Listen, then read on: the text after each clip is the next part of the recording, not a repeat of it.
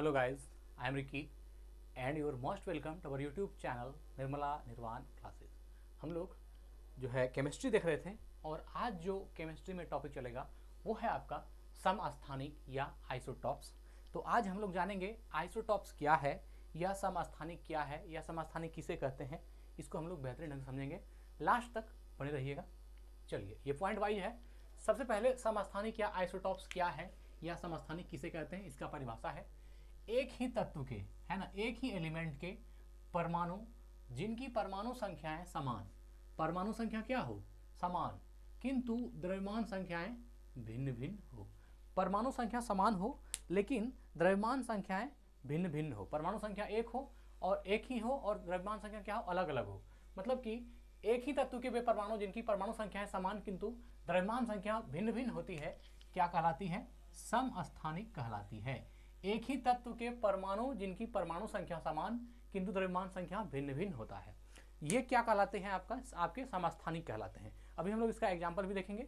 बहुत सारा ऐसा एलिमेंट है जिसका एटॉमिक नंबर तो सेम ही होता है ना, परमाणु संख्या समान होता है लेकिन उसका द्रव्यमान संख्या जो मास नंबर है वो भिन्न भिन्न होता है और वो एक ही एलिमेंट का। जैसे मान लीजिए हम कार्बन के संदर्भ में बात करें तो वो कार्बन का ही एटॉमिक नंबर जितना भी कार्बन का, अगर कार्बन के ही कोई परमाणु कार्बन के समस्थानिक है तो उसमें कार्बन के जितने भी एटम होंगे उसके सब का जो एटॉमिक नंबर होगा वह सेम होगा लेकिन उसका मास नंबर अलग अलग होगा। तो वही कहा कि एक ही तत्व के परमाणु जिनकी परमाणु संख्या समान होती है किंतु द्रव्यमान संख्या भिन्न भिन्न होती है, क्या कहलाती है, समस्थानिक कहलाती है। ठीक है, सिर्फ याद रखना है कि परमाणु संख्या समान और द्रव्यमान संख्या भिन्न भिन्न। अब देखिए अगला पॉइंट, किसी तत्व के विभिन्न समस्थानिकों की परमाणु संख्याएं समान होने का कारण यह है। अब देखिए विभिन्न तत्व जो है उसके समस्थानिक समान होते हैं, तो उसके समस्थानिक समान होते हैं, क्यों होते हैं, इसका भी कारण है। तो जो अलग अलग जो तत्व है उसके समस्थानिक समान क्यों होते हैं, इसका लॉजिक भी यहाँ पर दिया गया है। किसी तत्व के विभिन्न समस्थानिकों की परमाणु संख्याएं समान होने का कारण यह है कि उसके नाभिक में प्रोटॉन की संख्या, है ना, प्रोटॉन की संख्या समान होती है किंतु उनके नाभिक में न्यूट्रॉनों की संख्याएं भिन्न भिन्न होने के कारण उनकी द्रव्यमान संख्याएं भिन्न भिन्न होती है। अब देखिए किसी भी तत्व के द्रव्यमान संख्या भिन्न भिन्न और एटॉमिक नंबर सेम होने का रीजन क्या बता रहा है, वह रीजन जो है न्यूट्रॉन को ले रहा है। अब एक बात समझ लीजिए, कोई भी अगर यहाँ हम एक बात करते हैं, जैसे यहाँ लिखते हैं कोई भी एक एटम है ना, इसके नाभिक में न्यूट्रॉन भी होता है और प्रोटॉन भी होता है। प्रोटॉन और न्यूट्रॉन नाभिक के अंदर होता है और जो द्रव्यमान संख्या है वो प्रोटॉन और न्यूट्रॉन का योग होता है ना। प्रोटॉन और न्यूट्रॉन की कुल संख्या को क्या कहते हैं, द्रव्यमान संख्या। प्रोटॉन और न्यूट्रॉन की कुल संख्या को द्रव्यमान संख्या कहते हैं। आप यहाँ लिख सकते हैं प्रोटॉन की संख्या प्लस न्यूट्रॉन संख्या प्लस प्रोटॉन संख्या बराबर मास नंबर या द्रव्यमान की संख्या। तो ये दोनों ही मिलकर द्रव्यमान संख्या बना हुआ है। अब अगर प्रोटॉन संख्या सब में समान हो गया तो इसका मतलब है न्यूट्रॉन संख्या भिन्न भिन्न होना स्वाभाविक है, या फिर ये भी कह सकते हैं न्यूट्रॉन संख्या भिन्न भिन्न है इसलिए द्रव्यमान संख्या भिन्न भिन्न होगी। क्योंकि द्रव्यमान संख्या क्या है, किसी भी एटम में जो नाभिक है उसमें न्यूट्रॉन और प्रोटॉन दोनों होता है और number of neutron plus number of proton equal to mass number.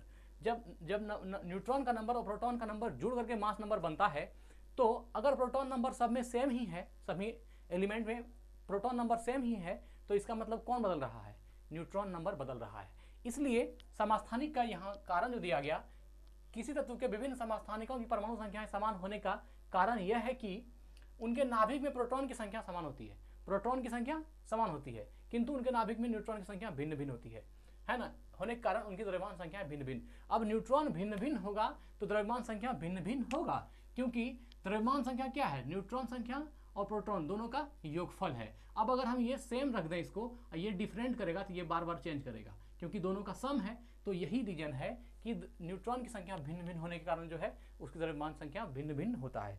तो अगर आपसे कहा जाए किसी एलिमेंट की द्रव्यमान संख्या भिन्न भिन्न क्यों होती है, तो हम आंसर देंगे कि किसी भी एलिमेंट की जो द्रव्यमान संख्या होती है ना, उसका जो द्रव्यमान संख्या होता है वह उसके नाभिक में मौजूद न्यूट्रॉन और प्रोटॉन की संख्याओं का योगफल के बराबर होता है।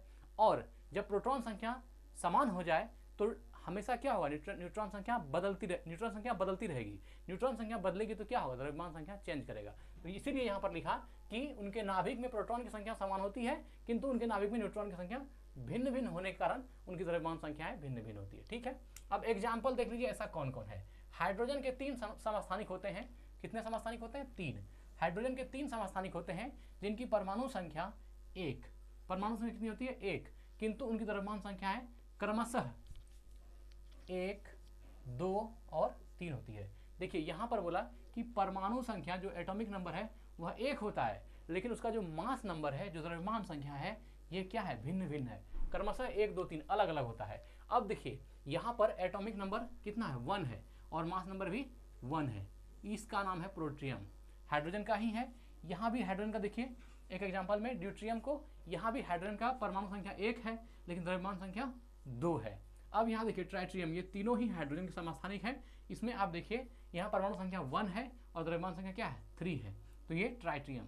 अब अगर यहाँ देखिएगा कि ड्यूट्रियम में मान लीजिए यहाँ जब प्रोटियम में 1 था और द्रव्यमान संख्या भी 1 था, ड्यूट्रियम में एटॉमिक नंबर 1 है, द्रव्यमान संख्या 2 है, तो इसमें अगर आप निकालिएगा न्यूट्रॉन की संख्या तो क्या हो जाएगा? द्रव्यमान संख्या माइनस जो यहाँ पर परमाणु की संख्या है एटॉमिक नंबर बराबर 1। यहाँ न्यूट्रॉन संख्या कितना हो जाएगा? 1।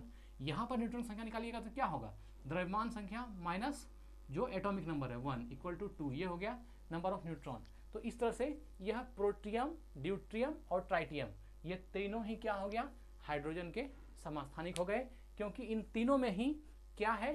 इसका जो एटॉमिक नंबर है वो सब में सेम है, प्रोटियम, ड्यूट्रियम और ट्राइटियम में सेम है, लेकिन इसका द्रव्यमान संख्या है वो चेंज किया, यहाँ 1 है, यहाँ 2 है और यहाँ 3 है, ये डिफरेंट है ना। इसका द्रव्यमान संख्या अलग अलग है, लेकिन इसका परमाणु संख्या समान है। तो जिस तत्व के परमाणु है ना, एक ही तत्व के परमाणु में जिनका की एटॉमिक नंबर सेम हो और उसका जो मास नंबर है डिफरेंट हो, तो उसको हम क्या बोलते हैं? उसको बोलते हैं समस्थानिक, अर्थात आइसोटॉप्स कहते हैं। ठीक है, अब देखिए हाइड्रोजन के इन तीनों समस्थानिकों के परमाणु में 1 प्रोटॉन और 1 इलेक्ट्रॉन रहते हैं। हाइड्रोजन के इन तीनों समस्थानिक के परमाणु में 1 प्रोटॉन रहते हैं और 1 इलेक्ट्रॉन रहते हैं, किंतु इसमें न्यूट्रॉनों की संख्या क्रमशः 0, 1 और 2 होता है। यहाँ पर अगर नंबर ऑफ न्यूट्रॉन निकालिएगा तो ये mass number 1 minus atomic number 1 equal to 0। यहाँ पर न्यूट्रॉन नंबर ऑफ न्यूट्रॉन कितना हो गया? 0। यहाँ पर नंबर ऑफ न्यूट्रॉन 1, यहाँ पर नंबर ऑफ न्यूट्रॉन 2। तो वही लिखा कि यहाँ पर जो है न्यूट्रॉनों की संख्याएं क्रमशः भिन्न भिन्न है, 0 है, 1 है और 2 होती है। तो हाइड्रोजन के इन तीनों समस्थानिकों के परमाणु में 1 प्रोटॉन और 1 इलेक्ट्रॉन रहते हैं, किंतु इसमें न्यूट्रॉनों की संख्या क्रमशः 0, 1 और 2। न्यूट्रॉन की संख्या सब में बदल गई, जबकि प्रोटॉन की संख्या सब में क्या है? 1 ही है। सब में प्रोटॉन जो नंबर ऑफ, आप जानते हैं कि प्रोटॉन की संख्या ही क्या कहलाती है? Atomic number. प्रोटॉन की संख्या बराबर एटॉमिक नंबर। तो यहाँ अगर हम कहें कि एटॉमिक नंबर 1 है या प्रोटॉन की संख्या 1 है तो वो भी ठीक होगा। इसमें प्रोटॉन संख्या 1 है, एटॉमिक नंबर 1 है, सब में क्या है? वही चीज़ सेम है, जबकि ऊपर में सब क्या है? अलग अलग है, मास नंबर अलग अलग है। चलिए ठीक है, आगे देखते हैं। कार्बन के 2 समस्थानिक होते हैं जिनकी परमाणु संख्या कितना है? 6 है तथा द्रव्यमान संख्या 12 है। अब कार्बन का भी जो है 2 ऐसे समस्थानिक होते हैं जिनकी परमाणु संख्या तो 6 है, लेकिन द्रव्यमान संख्या है 12 और 14 है। कहीं कहीं पर जो एटॉमिक नंबर है वो 12 है और कहीं कहीं पर जो एटॉमिक नंबर है वो 14 है। तो अब देखिए जैसे यहाँ है ना, कार्बन 6-12 और कार्बन 6-14, ये दोनों क्या है? समस्थानिक है। यहाँ पर एटॉमिक नंबर सेम है, कार्बन का 6 ही है, या नंबर ऑफ प्रोटॉन भी कह सकते हैं, वो सेम ही है, लेकिन जो मास नंबर है वो डिफरेंट है। अब इसमें अगर न्यूट्रॉन का संख्या निकालिएगा तो इस कार्बन 6-12 वाला में नंबर ऑफ न्यूट्रॉन कितना हो जाएगा? 12 माइनस 6 मतलब 6। और यहाँ नंबर ऑफ न्यूट्रॉन कितना हो जाएगा? 14 माइनस 6 मतलब 8। न्यूट्रॉन की संख्या क्या है? डिफरेंट है। आप जानते ही हैं कि किसी भी एलिमेंट के एटम के समस्थानिक में क्या होता है?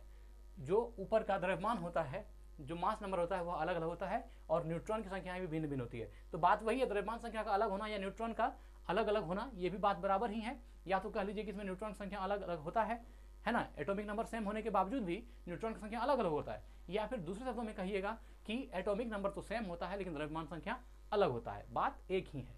तो यहाँ पर जो है कार्बन के 2 समस्थानिक होते हैं जिनकी परमाणु संख्या 6 तथा द्रव्यमान संख्या 12 और 14 होती है। तो यहाँ देखिए 6, 12 और 6, 14 हो गया। अब देखिए कुछ समस्थानिकों का अर्ध जीवन, हाफ लाइफ, कुछ समस्थानिकों का अर्ध जीवन बहुत लंबा होता है। कुछ समस्थानिक है जिसका अर्ध जीवन बहुत लंबा होता है, जिन्हें क्या कहते हैं, स्थिर यूक्लाइड, है ना, इन्हें क्या बोलते हैं, स्थिर यूक्लाइड या स्थिर समस्थानिक कहा जाता है। ये देखिए बहुत महत्वपूर्ण पॉइंट है। कुछ समस्थानिकों का अर्ध जीवन बहुत लंबा होता है। अब जिस समस्थानिक का, जिस आइसोटॉप्स का हाफ लाइफ बहुत लंबा होगा उसको क्या बोलेंगे, स्थिर यूक्लाइड या स्थिर समस्थानिक। स्थिर यूक्लाइड या स्थिर समस्थानिक बहुत इंपॉर्टेंट है, ध्यान रखिएगा कि कुछ समस्थानिकों का, कुछ समस्थानिक हैं, कुछ आइसोटॉप्स हैं जिसके हाफ लाइफ जो है बहुत लंबी होती है, बहुत लेंदी होती है, तो उनको क्या बोलेंगे, स्थिर यूक्लाइड या स्थिर समस्थानिक। अगर आपसे पूछा जाए कि स्थिर यूक्लाइड क्या है या स्थिर समस्थानिक क्या, किसको कहते हैं, तो स्थिर यूक्लाइड या स्थिर समस्थानिक है कि कुछ समस्थानिकों का अर्ध जीवन काल जो है बहुत लंबा होता है, और जिस आइसोटॉप्स का हाफ लाइफ बहुत लंबा होता है उसको स्थिर यूक्लाइड या स्थिर समस्थानिक कहा जाता है। सीसा, जो पीबी से डिनोट करते हैं, सीसा, है ना, सीसा या पीबी, सीसा बोलिए या पीबी बोलिए, लेड, सीसा पीबी 208, पीबी 208 सबसे भारी समस्थानिक है, मोस्ट इंपॉर्टेंट है, सबसे भारी समस्थानिक, सबसे भारी आइसोटॉप कौन है, पीबी 208। ये जो पीबी 208 है ये सबसे भारी समस्थानिक है। पीबी 208 जो किसका है, सीसा का है ना, सीसा, याद रखिएगा, पीबी 208, सीसा या पीबी 208 सबसे भारी समस्थानिक है। रेडियोधर्मी समस्थानिक, है ना, अब रेडियोधर्मी समस्थानिक भी होते हैं, तो रेडियोधर्मी समस्थानिकों के कुछ और उदाहरण हैं। रेडियोधर्मी समस्थानिक क्या हुआ, जो रेडियोधर्मी एलिमेंट में जो समस्थानिक पाया गया वो रेडियोधर्मी समस्थानिक हुआ। तो रेडियोधर्मी समस्थानिक के कुछ और उदाहरण हैं, देखिए एग्जाम्पल में है ट्राइटियम, जो हाइड्रोजन 3 का है, देखिए ट्राइटियम जो हमने यहाँ पर लिखा है ट्राइटियम, ये जो है आपका एक रेडियोधर्मी समस्थानिक है।